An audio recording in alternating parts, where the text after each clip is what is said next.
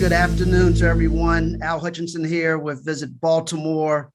And let me just say thanks for joining us for a very exciting announcement that we want to make this afternoon regarding the CIAA men's and women's basketball tournament. And let me just first thank Mayor Scott, Commissioner McWilliams, Dr. Bro, Dr. Allen, and the other 10 presidents of the CIAA for their continued confidence in Baltimore City and also in Visit Baltimore. As you all know, this past February, we had an exciting event at Royal Farms Arena with the 2022 CIAA basketball tournament. And city, state of Maryland, local businesses, the media, we all came together and I think really had a very successful event during COVID. And so we're very excited about the success of that tournament, but really want to thank everyone that was with us from the very beginning. Actually, in 2019, when we were first announced that the CIAA men's and women's basketball tournament was coming to Baltimore. So 2022 was a great success. And today, glad that you're joining us for another great announcement. And with that, I want to just turn this over to Commissioner Jackie McWilliams to share with you some additional good news. Commissioner. Well, thank you, Al, and Mayor, and the City of Baltimore, and the entire community of Maryland for supporting the CIAA and welcoming us. Really, for the past 2 years, we had to do a virtual, as you all know, back in 2021, but to come back in person in 2022 was a delight. And I would say it exceeded many of our expectations in still a COVID year where we were just really focused on the safety of those who plan to attend, but the 1,000+ students that were coming into the city to participate in the Royal Farms Arena. And with all of that, we had great success this year. As you know, last week, or maybe 2 weeks ago, we announced the economic impact. I tell you, Al and I could never really give a number because of the concerns of dealing with COVID and not sure if fans would show up. But I will tell you, with the support of our 12-member board, who I'm so grateful for, in the direction of Dr. Bro as our chair and Dr. Allen, just the ambassador on our board for this Northeast corridor, that students, student athletes and fans, alumni, promoters, event people, you name it, owners, businesses, they showed up. And so we're looking forward to next year in 2023 and the impact that we'll have in the Baltimore community. So with that, I'm so excited to announce, as we have been talking about over probably a year or so, what to do, after coming through a 2-year span of COVID, to allow Baltimore to extend for the next 2 years. And so this tournament will be held after the 2023 year, 24 and 25, approved by the CIAA Board of Directors. So for me and our staff and the Board of Directors, we just want to thank Baltimore for, one, saying yes, or two, coming and asking us to say yes, because we don't see this as a transactional partnership or partnership. We really see it as a relationship that we can grow together, and how we mix and blend our missions and our visions of our communities in giving the greater Baltimore, but also the greater greatness of the CIAA an opportunity to be bigger and better over the next year, but really over the next 2 years beyond that. So just congratulations to Baltimore and the CIAA for the great work that we've done this past year. I will also say that with Lincoln University and Bowie State being up as our hosts, and just their graciousness and just the support that they have provided, and the comments and the feedback that they have received from our board, and really being great advocates for Lincoln and Bowie, but all of our 12-member institutions, and seeing an opportunity that they can grow their fan base in this area just as well as we've done here in the South. And so again, Dr. Allen and Dr. Bro, thank you for your leadership and the support and just the advocacy of bringing your students and your fans showing up. I think Dr. Allen will share, she had alumni to come to the tournament that may not have come in the past to be a part of this great conference. So we're looking forward to the extension. We're looking forward to another great year in 2023, but really expanding and preparing for 24 and 25. And then from after that, we'll figure out what's next. But thank you all so much for the opportunity to share our story, but also to share this extension today. And so I will move it back to Al. Does that go back to Terry now? I can't follow the rules here. I forgot the whole order. But Well, we're going to give it to our other great partner, Mayor Scott, who's there we been go, really, Mayor. great partner. So Mayor Scott. Thank you, Mayor. Thank you. No, thank you. Thank you, Commissioner McWilliams and everybody at CIA, Dr. Bro, Dr. Allen, first and foremost for believing and betting on the great city of Baltimore, albeit in a pandemic. We want to thank you guys very much. We greatly appreciate the partnership and know that we're only going to grow into bigger and better.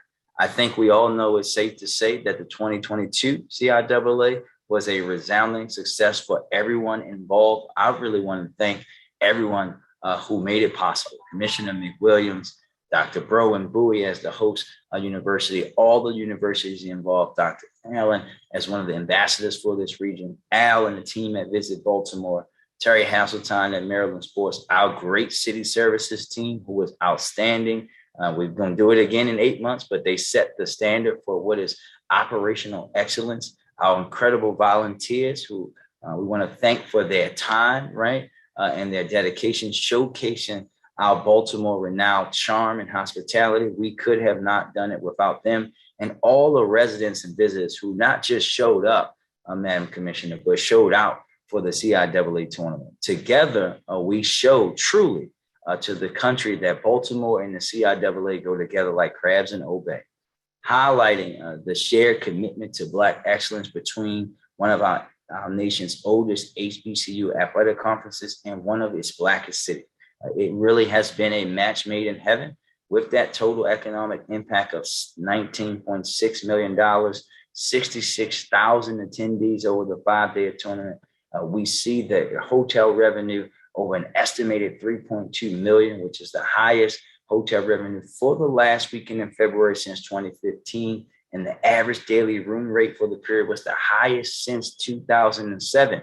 When you couple that with the strong initiative, support, and celebrate Baltimore's Black-owned businesses, events that capitalize on the tournament to share knowledge and further Black excellence, both in here in Baltimore, but across the country. And we really want to also thank the partnership between Downtown Partnership of Baltimore, the Mayor's Office of African American Male Engagement, and the tournament coming together to provide opportunities for 40 young entrepreneurs in Baltimore who assisted with the beautification efforts throughout downtown. And we were able to do all of that safely during the pandemic. It's really a true example of what we can achieve here in Baltimore, where we dream big, collaborate with our partners who understand our passion for uplifting our city's strength, and do not allow them to focus on the things that we all have to work on together. And really, as a huge basketball fan and as the mayor of Baltimore, I could not be more excited to be a part of this announcement that the CIAA is here to stay in Baltimore. And we know, thanks to the work of BDC and our partners at Oak Food Group and Kevin Durant and Clark Construction, we're proud to say that our arena redevelopment is on track and coming up right around the corner in time for next year's tournament. We are going to make 2023's tournament even bigger and better. And this is what we can do together. We will have folks talking throughout the country about how Baltimore and the CIAA are showcasing the best of beautiful, Black, amazing, excellent culture. And I would be remiss if I did not thank our host committee, our corporate sponsors, for their belief in the possibilities of the CIAA in Baltimore, a true example of public-private partnership from which all of our challenges can be addressed. And you can mark my words to anyone listening that the best for Baltimore and the CIAA is yet to come. And with that, I will turn it over to our great partner from Maryland Sports, Terry Hasseltine.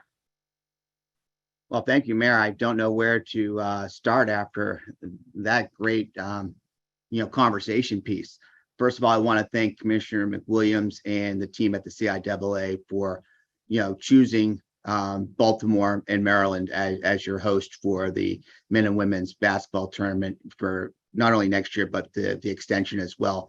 I want to thank Dr. Bro and Dr. Allen for their commitment to the excellence that is the city of Baltimore and the state of Maryland.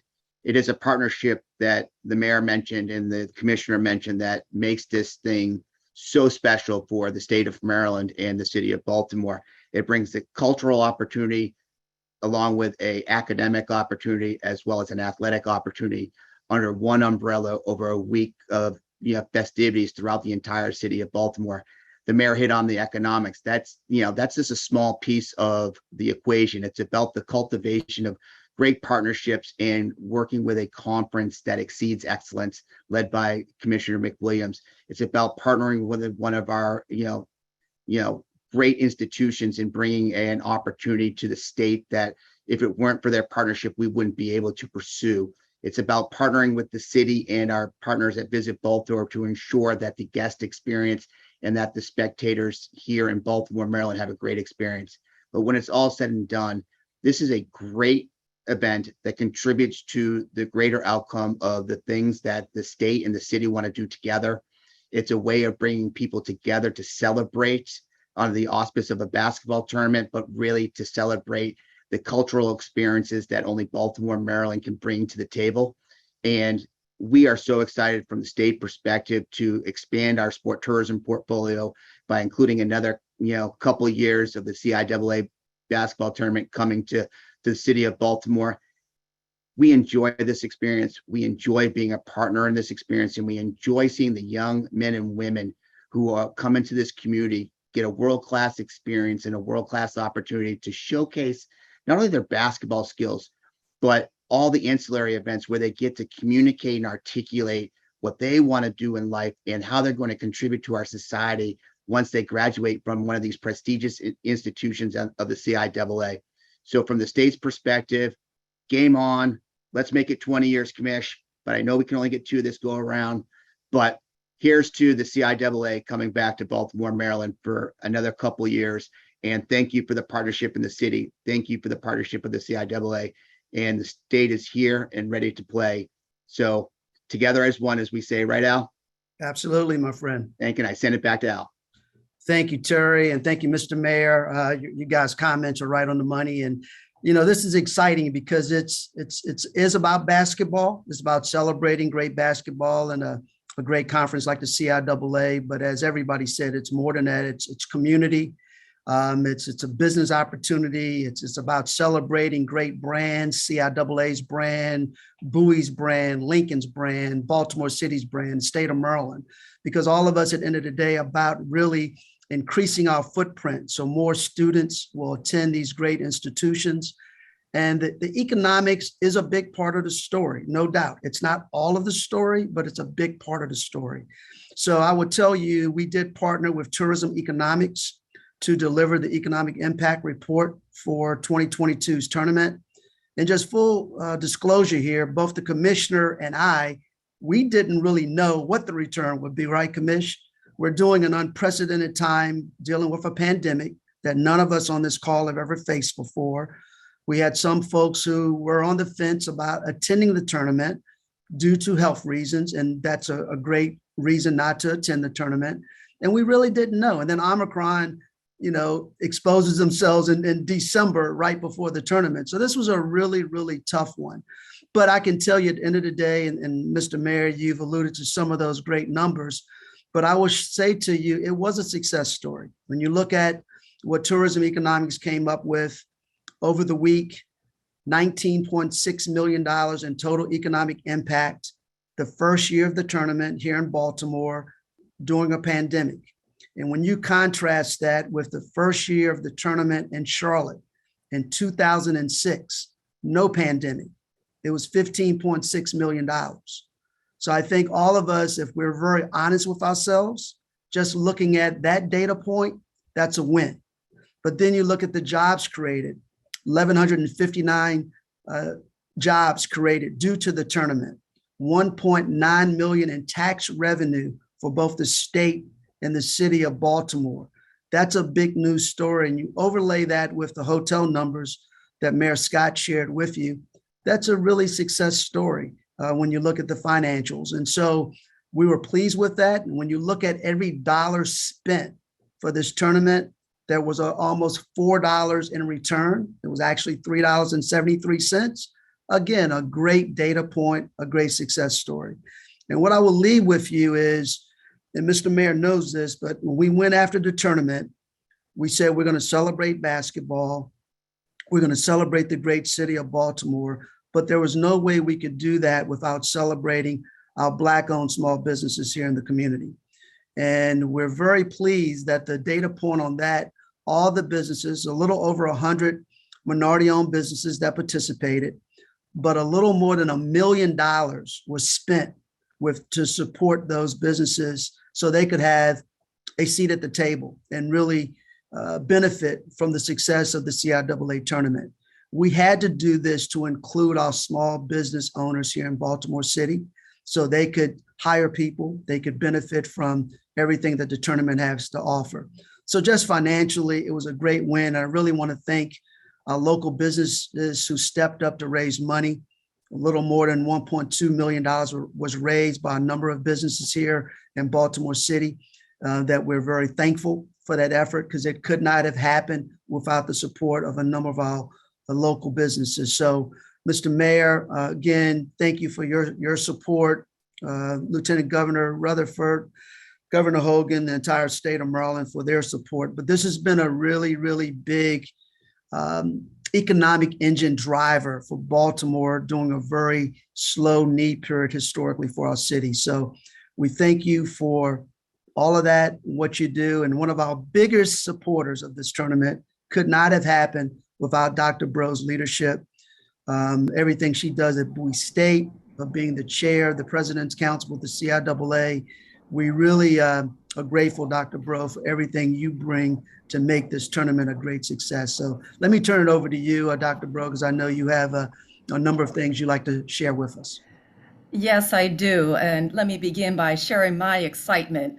And it's been a joy to work with you and the entire team and our partnership throughout this experience. And good afternoon, everyone. I bring you greetings on behalf of the CIAA board and the host university, Bowie State University, the oldest HBCU in Maryland. And I want to send special greetings to our commissioner, Jackie McWilliams. You know, we're very, very fortunate to have such an innovative and strong leader in our commissioner who has led the way with this transition to the city of Baltimore. And as you said, Al, during a pandemic, leading the way, never once flinching. And here we are to talk about great successes. The CIAA and the city of Baltimore, it has a very special meaning for me as president at BSU, having had the university founded in the city of Baltimore in 1865 at the corner of Saratoga and Calvert Streets. So this has a very special and deep meaning for this campus community, but indeed it has one for the entire region now to have the CIAA in the city of Baltimore once again. As I begin my remarks, I do want to express my deepest appreciation on behalf of the CIAA board to the city of Baltimore for the wonderful partnership that we've enjoyed and the amazing launch of a successful, not we think it was successful, it was a successful in-person CIAA basketball tournament back in February. In person, yes, we had a virtual experience last year, but we know everyone wanted so much to be back in person, to see the events, the competitions, but to feel that energy that we know is the CIAA. And in the face of the ongoing concerns for the pandemic, the CIAA tournament delivered a total economic impact of almost 20 million. My math teacher told me to round up. So I know you're saying 19.6 million, but I think it's important to note that nice round figure of almost $20 million to the Baltimore region. This doesn't just happen. It doesn't just accidentally happen. It happens because of so many who work so very hard. And I want to acknowledge the incredible efforts and leadership from the city that brought this about. Mayor Brandon Scott, you are amazing for your leadership and your commitment throughout this process. You also led during these extraordinary times, and we can't thank you enough for what you have done to not just support, but to lead the way to the success that we've realized. We have to thank members at the state level who contributed and supported this initiative, to our governor, also to our Lieutenant Governor, Boyd Rutherford, for his presence throughout the tournament, sitting courtside and cheering on not just the Bulldogs. I would have loved if he was cheering on those Bulldogs, but this is that HBCU love, and we cheered on all of our teams because we were so excited that they now had this opportunity to take to the courts and be back in person again. And we really appreciate all of the support of our mayor in Baltimore, but also Lieutenant Boyd Rutherford. And also, I want to extend my deep appreciation to you, Al, and everyone at Visit Baltimore for bringing us together to continue to realize this excellence that we saw not only on the courts, but out in the activities and in the community. And it's because of the many efforts, the leadership, and the support, and the many positive outcomes that we realize that plans are now being finalized for a 2-year extension between the CIAA and the City of Baltimore to host the men's and women's basketball tournament through 2025. And the CIAA, just know we're so excited to bring the tournament back to Charm City, and we look forward to even greater success, as others have said. And by now, it's our hope from the CIAA that everyone's feeling a part of this excitement of having the CIAA as part of the Baltimore community. That's what this is about. We're not just coming in and we're bringing an event. We want to be part of the community. Back in February, there was great excitement on the court as well as in the community. The CIAA is proud of the athletic competitions, but we're also very pleased and proud of the educational programs, the service to the community with Samaritan's Feet, and a broader economic and community benefit to Baltimore and the entire region. The first year in person in Baltimore exceeded our expectations, and we look forward to building on the success of this year with a continued support across the community and the region.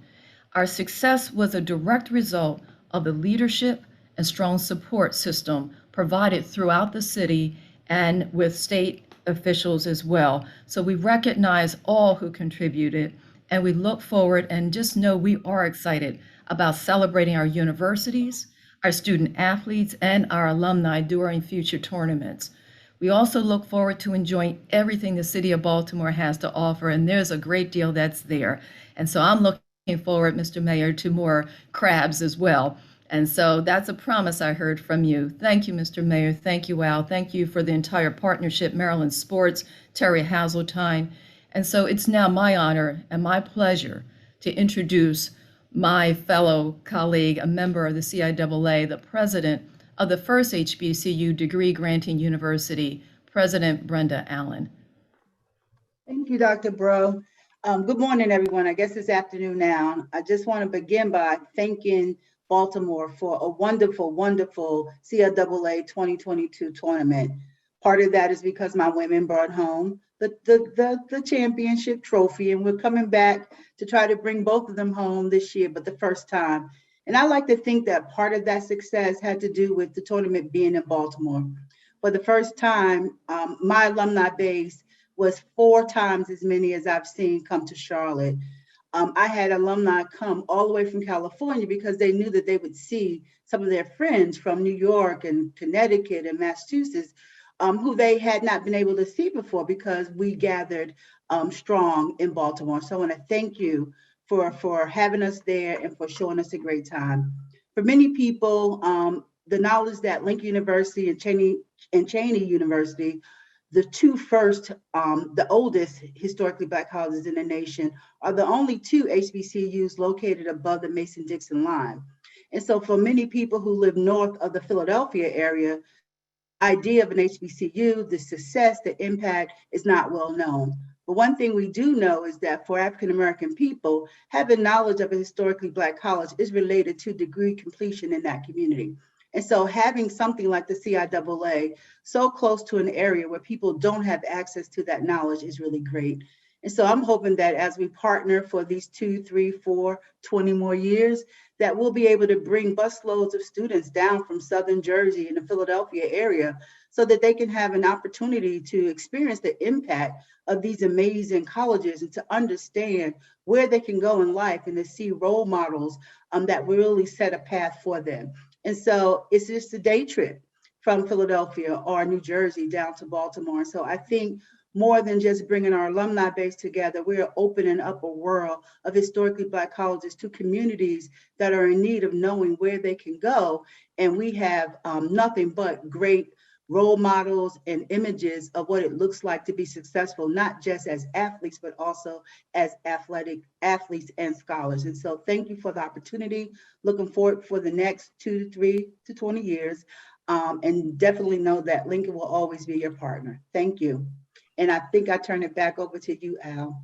Thank you, Dr. Allen, Dr. Bro. You all are rock stars, and we really appreciate everything you do from a leadership perspective. And yeah, this is a great day in Baltimore. We're excited about this 2-year extension, and we're going to make you proud as always. And Commish, before we open it up for any Q&A, because I think there are a few questions, any closing remarks for you?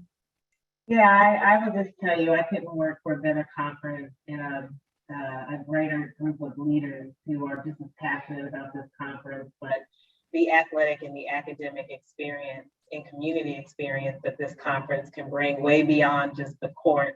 And to see our athletes, and I saw a question in the chat.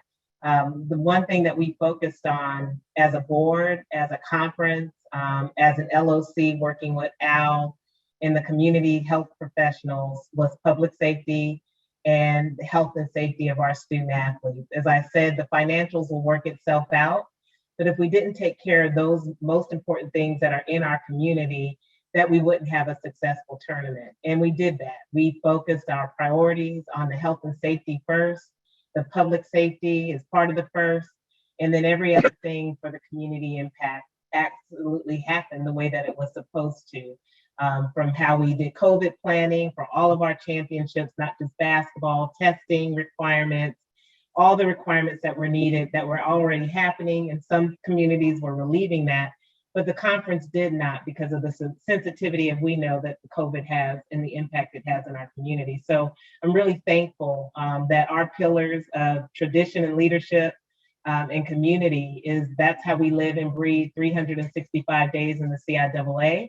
And to partner with Baltimore and the state of Maryland and Bowie State and our partner Lincoln really allowed us to execute and deliver great numbers. I saw that in the chat, our 66,000 in attendance over 22 games, the 13,207 for championship on Saturday was more than we had in 2017 through 19, which is just short of 2020. So in this new building that we're about to move in 2023, we have high expectations that if you don't get your tickets when they go out, that you will be missing the greatest opportunity to be a part of the in-venue experience, as well as what we'll do inside and outside of the community of Baltimore. So that's all, Al. I'm just excited and just thankful that, the thoughtfulness of allowing Baltimore to have the extension of the 2 years, because we felt like we lost 2 years, I think was very wise of us to allow you all to have the opportunity, but also, as Dr. Allen stated, for us to see what we can build in our brand and the students that we could recruit, but also give the exposure to a city that we had not been in since 1950. So I think it was 1952. So, Commissioner, you've actually answered some of this first question I want to pose to both you and to Dr. Bro and Dr. Allen. But the question was, why did the commissioner and the presidents want to extend 2 more years to Baltimore, taking in mind that Charlotte is looking at making some improvements to their arena in downtown Charlotte? So can you just share a little bit more about why these 2 years was important to the conference? Sure. Yeah, I think, Al, that first year, I remember us having that conversation, and even with the board, we may not even have a tournament. And that was a little devastating for everyone, because in the history of this conference, we've not had a tournament. And looking forward to transition, we had spent a lot of time and some resources in transitioning teams to Baltimore in 2021, but great minds created a virtual tournament, and we still gave that exposure and the partnership. We had to modify financials. And so what you have seen and what the delivery was on the court, that was discussed for the betterment of the health of where we were financially on both sides. that we could support this event. And then in 2022, you know, again, that discussion, could we actually have a tournament? Will people show up? Will beds be, you know, filled? All the things that everybody was worried about. And we saw that we could deliver. And the conversation prior to all of that was, should we give Baltimore the opportunity to regain that 1 and 2 years back that we're not sure that we're going to be able to execute a full tournament as we have in the past? And I think that was a huge discussion in the start and the onset. But I think after coming off this tournament and seeing the success that we had, I believe, and Dr. Breaux can speak on this for the board, it just made sense to give you all the opportunity, and the CIAA an opportunity to also build our brand and also the community that we were looking for as we moved to the area. I would agree wholeheartedly and underscore that last comment. We have gone through a time of change, and we wanted to give the opportunity for us to fully realize the vision that we had discussed and we all committed to. And unfortunately, the pandemic changed the environment a bit. And so we wanted to give that opportunity to fully understand what the tournament could offer in the city of Baltimore. But I would also add, what we really focused on, especially, was the all-in commitment that we saw at all levels from the city that was unlike anything that we have realized. And so it wasn't just one entity. The mayor, Visit Baltimore, Maryland Sports, the state, across the region, the restaurateurs, the hoteliers, the list goes on and on and on. What we saw was an all-in commitment to the CIAA. And you have to pay attention to that. You have to focus in on that level of commitment that says, welcome, we want the CIAA here. And not only was it a commitment, but it panned out and it was realized from the efforts that we saw leading up to the tournament, during the tournament, and now with where we are today, already planning ahead for even greater success. So yes, it's about, let's see what we can do in the future when we don't have the constraints of the pandemic. Yes, we'll always be dealing with some element of it, but as we come out of this, we want to build on the success that we realized even in the face of those obstacles that we were facing. So imagine what we can do building on this success, given what we've been through already, the lessons learned. And so we are fully committed to working with this partnership with the city of Baltimore.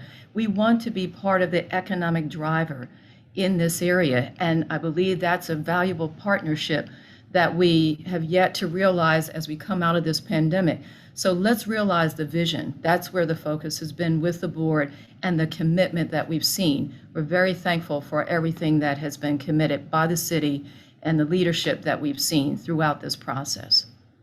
Yeah, Yeah. thank you. Go ahead, Commish. Yeah, and Dr. Brown, I was going to add, you know, when one door closed that we couldn't do something, Baltimore opened up another one so that it could happen. I mean, as simple as a partnership with the Orioles and allowing our presidents to go over there and have space to have hospitality, and allowing us to do things in the arena that we didn't even imagine what that could look like when we first came to visit. And then we were able to blow it out. And so those resources that were provided for the conference to really do something different than we haven't done in the past, I think was incredible. And again, the community coming together and allowing it to be easy for us to navigate. Did we have challenges? You always have challenges with an event of this magnitude, but I can tell you that we worked together to work through those challenges and logistics in order to create the best experiences that we could.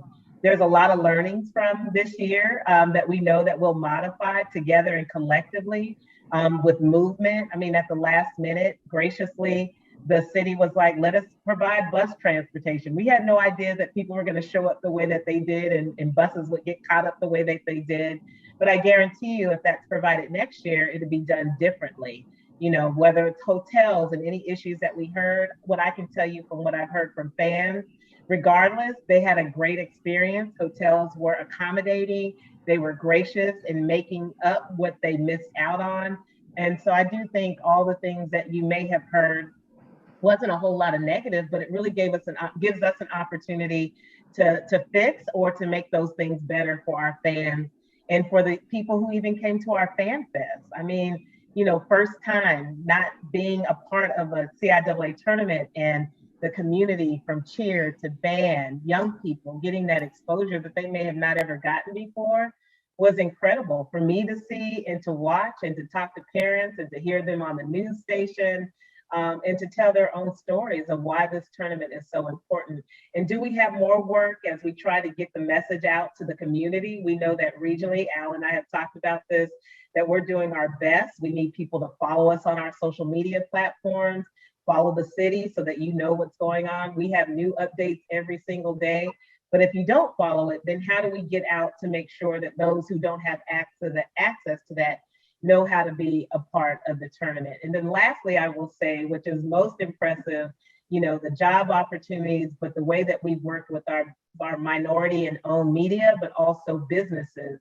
And I've been in this industry 29 years, and I've worked with, you know, large organizations, and we've never been able to compile the spend and the people who've actually been a part of it on the minority business side. And they did a fantastic job in capturing and allowing, giving access into the CIAA in the smallest ways, in the largest ways to be a part of this, but also to capture that spend of over $1 million of Black-owned businesses being a part of the tournament. That's impressive to me. And I'm just telling you, just from logistically of being a part and leading in that space, not being able to aggregate those numbers the way that Baltimore has. So just thank you, Al and Mayor, for making that happen, but giving these businesses an opportunity to be a part, because that's important to CIAA, to give access and opportunity to our businesses that look like us and women who may not get those opportunities in other places. Well, thank you, Commission. To that question about job creation, that was extremely important to all of us. I know, Mr. Mayor, that was important to you as well. And if you think about it, you know, the operations team at the city level really was the front line. They stepped up and really added some beautification to the city. They gave the welcome mat for all of our fans and visitors coming into the city. So to their credit, they really stepped up and helped us. But from a vendor perspective, we were very intentional. All the volunteer gear was manufactured right here in Baltimore City by an African-American manufacturing company. And so that company, again, we're doing pandemic, nothing's moving, no one's doing anything. And we were able to put people to work, and they manufactured hoodies and scarves and hats for all the fans and the volunteers that came in. The motor coach that the commissioner mentioned to move fans around, that's a African-American owned motor coach company here in Maryland that was able to provide that service and benefit to the fan base. We also were very intentional. We created a restaurant tour of 8 restaurants during the week that each one had a particular day where folks could go and visit those restaurant tours that happen to be African-American owned.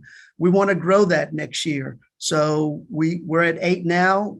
That number can go definitely greater than 8. So we're looking forward to increasing that. And for the very first time, we created a sort of Black business directory that we gave out to all the visitors and fans to showcase a number of African-American owned businesses here in Baltimore in different sectors. So as folks came into the city, we wanted to make sure that they left some money behind with these small businesses. So that's a part of our footprint moving forward. We believe we can grow that. But job creation and opportunities will be extremely important. Mr. Mayor mentioned, you know, the 40 young entrepreneurs that we're able to put to work. So they worked during that week and earned money during the time of year of the CIAA. So again, these models are something we felt good about. We want to grow some of those platforms moving forward. But the job creation piece, we believe, is something that makes Baltimore special.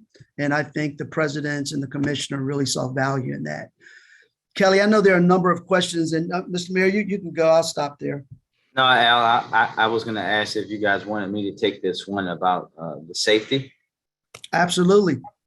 Yeah, thank you. And thank you for the question. Just as we had this year, we're going to have a robust safety plan and deployment. as we always do with our major events here, to make sure that everyone's visiting, our athletes, our presidents, everyone who's taking part in the CIAA is safe. And when you have the amount of people that you have there and you have a safety plan in place, we can have a successful, safe week just like we did this year. And we look forward to even having a bigger and better one next year.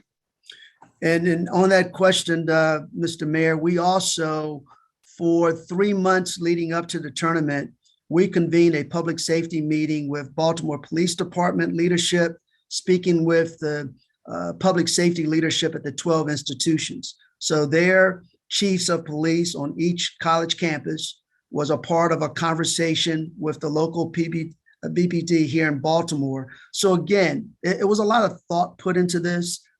Folks, they show up during the week and think it just happens. It's magic. It's not magic. It's very thoughtful. It's very strategic. And there's a lot of conversations that I had. And public safety was one, but keep in mind, we had public health that we had to talk to as well, to the mayor, to our health commissioner. That will be a conversation that we will continue moving forward, because none of us can predict the future. We don't know what that looks like. We don't know what the next virus will be. So we have to make sure we're having these conversations ongoing and be thoughtful. We don't want to take this position that we know what's going to happen in February of 2023 from a health perspective. We don't know, but we're going to have those conversations with our health team, and we'll definitely continue to have some public safety conversations as well. Al, if I can give a shout out to Major Corbett. I mean, again, for the first time in a long time, I didn't have to spend time with the board or our media PR in explaining something that was not connected to the CIAA. There was minimal to none incidents that were connected to us that were, that we had to manage expectations for. And so I appreciate the media, Visit Baltimore, Public Safety Mayor's Office for managing those things that, again, had no responsibility of the CIAA, even though some things could be happening within the city, as it would in any city that you live in, as we see things going on today. So at the end of the day, I think our fans were surprised of the public safety and felt safe. They moved around, they got around where they needed to, and we're grateful that there was a highlight and also a support of ensuring that public safety was top of mind. So Mayor, again, you and your team and Major Corbett did a fantastic job in communicating with my team, but also us putting information out to the public about where to go and how to move around and mobilize themselves was outstanding. So I'm just grateful that everybody felt good about coming to Baltimore, but also left feeling good about the city and wanting to come back. Yeah, one of the questions in the chat was, does Baltimore focus on African-American tourism? And I like to speak to that directly. And the answer is yes. CIAA is one example of how we focus on African-American tourism, because the CIAA is arguably the largest sports marketing event in the African-American community, bar none. So that's something we focused on. But if you think about it, just this summer, we've had the Alpha Kappa Alpha Regional Convention here in Baltimore. The Lynx Convention will be coming in a couple weeks. We just announced on Friday AAU Junior Olympics, which is a predominantly probably African-American athletes that participate in that event. So we have a very strategic plan. We have several folks on our staff that focuses on that market to make sure we're out nationally looking for the right opportunities. Just yesterday, we announced the National Minority Supply Association, Mr. Mayor, is coming to Baltimore in 2023. We've been working on that for 8 years. And so they're bringing their convention here to Baltimore next October. So that is a very important marketplace to us on the meetings and conventions and sports side of things. And Terry partners with us on the sports side. But it's also important from a leisure traveler. 25% of all of our visitors that come to Baltimore are African-American. So that's a big push. We market to the African-American community very aggressively in our print literature, digital, our messaging, our rebrand that we just did about 1.5 years ago. It has a Black and brown focus to it. It's Baltimoreans, faces and voices to it. So it's extremely important that we reach that community. We know how important African-American tourism is to every destination in America. We want to make sure Baltimore is one of those leading destinations. So our focus is there. It's extremely important. We are very aggressive. I thank the mayor and the Baltimore leadership team for their support. And we're going to bring more targeted African-American tourism events to Baltimore because that's the right thing to do. And there are groups that are looking for places to go. And I will say to you, a lot of communities in America aren't welcoming to people who are Black and brown. And so at Visit Baltimore, we've created an initiative called the Warm Welcome Program. And we're actually reaching out to businesses and we want them to join us. And the statement they're making is if they go through this training, they're saying that they welcome all people, Black, white, gay, straight, trans, Christian, Muslim. We want all people to feel welcome in Baltimore. And so that's our pledge, that's our commitment. And we're increasing that footprint of a number of businesses who are joining us in that initiative because we do believe that's going to separate our city from a number of other cities who are struggling with answering that question. Thank you, Al, Mayor Scott, and Commissioner Wee. Oh, excuse us. Sorry about that. We have a few other questions here in the comments. So Travis with MPT asked, when will the non-basketball schedule of events for 23 be released and when will tickets go on sale? So I'm going to pass that along to you, Commissioner. We're excited. People want to buy tickets. I know, I'm excited too. I wanted to announce the day of the championship day, but you know, the building's going through a renovation. So we're working on getting the new manifest. We're hoping to get that in the next week or so we can start building out. Just want to give everybody a heads up. We're going digital tickets, so get excited because I am. We're working on a plan and make sure that we roll out that plan so all of our fans and customers feel comfortable in moving in that space, which many of you already have moved in that space. Our hope is by September, October that we will go on sale. Hotels may go out a little bit earlier. We'll give our teams the opportunity to make sure that they get where they need to go and our sponsors, but we'll open up that block as soon as possible. Our goal is to get out to our fans and public as soon because we know that you're waiting and excited to do that.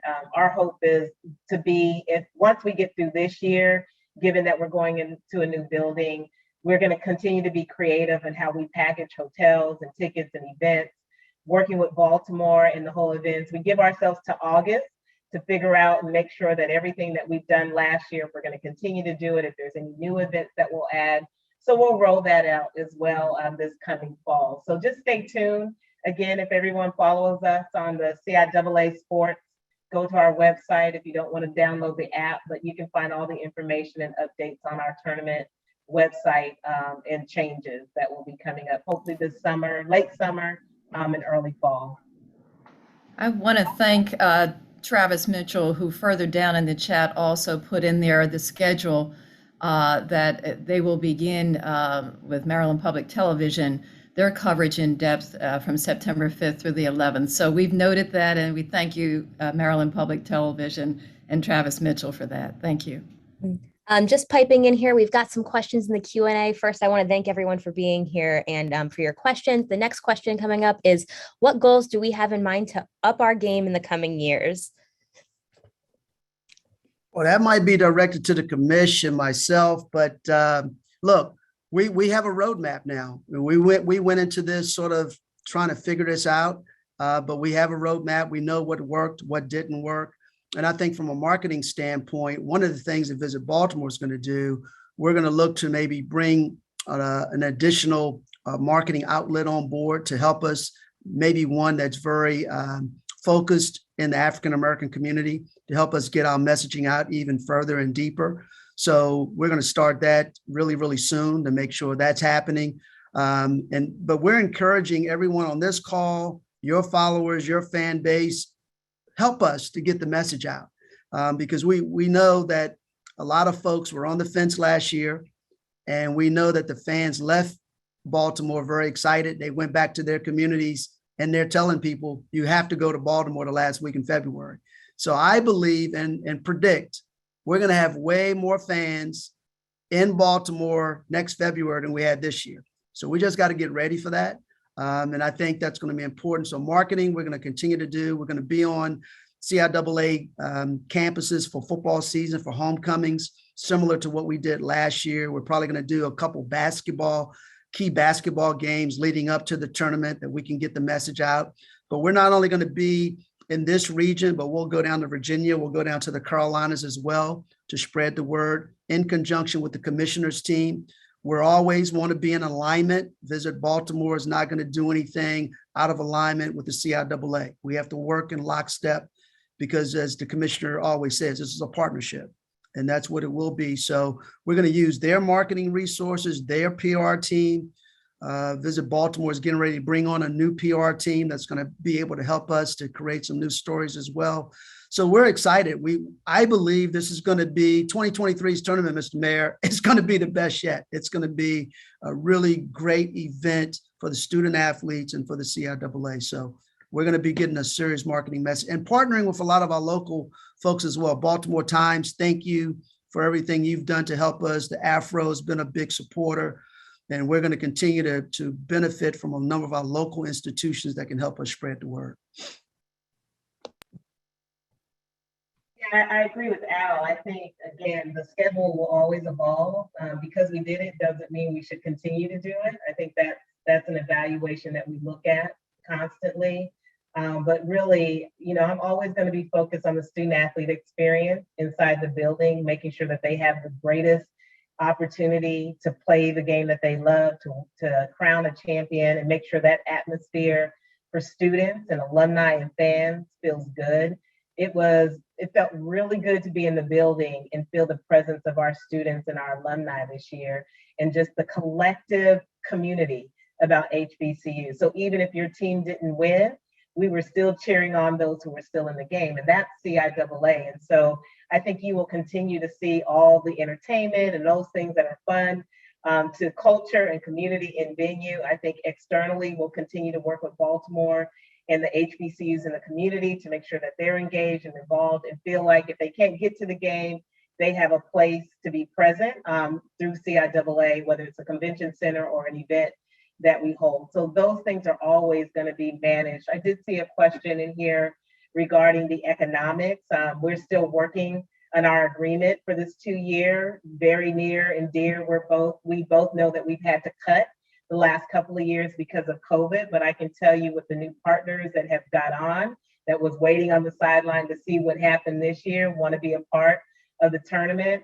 That's for the CIAA and its national partners, but also Baltimore and their local regional partners, as Al and the mayor are raising funds to meet the commitment for the CIAA, and the CIAA is making its commitments to meet to the membership.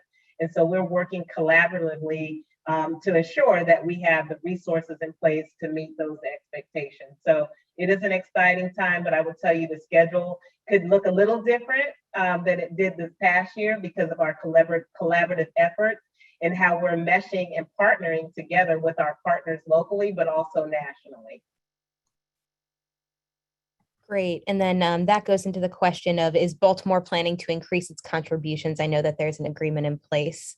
So the next one is, how can we market the CIAA in the meantime? This question is from Donnie Glover with Be More News.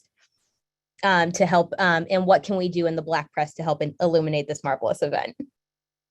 Well, I would say to Ms. Glover, definitely reach out to our team, because we will be looking to engage the Black press here in Baltimore to help us with messaging. That's going to be extremely important. We're going to have I think a kickoff meeting on June the 3rd, which I believe is Friday, with the local partners to begin to talk about next year's tournament. And the local media will be a part of that conversation. My marketing communications team here at Visit Baltimore will be working with the local media as well. So, hey, it's going to take all of us. This is not a Visit Baltimore show here. This is about the entire city of Baltimore. All businesses can help us with your messaging because you have followers, you have readers, you have listeners. So we know if this is a win for Baltimore City, it lifts all of us. So we encourage all of our local businesses who who feel that this is important to join us, to partner with us, to help us in this storytelling. And I'm sure the mayor would agree with that. Yeah, I'll just say to Donnie, my good friend, my brother Donnie, the way that he can help now, you heard Al talk about reaching out to his team to make sure that you're included. But Donnie, no one has the community pulse bullhorn that you have.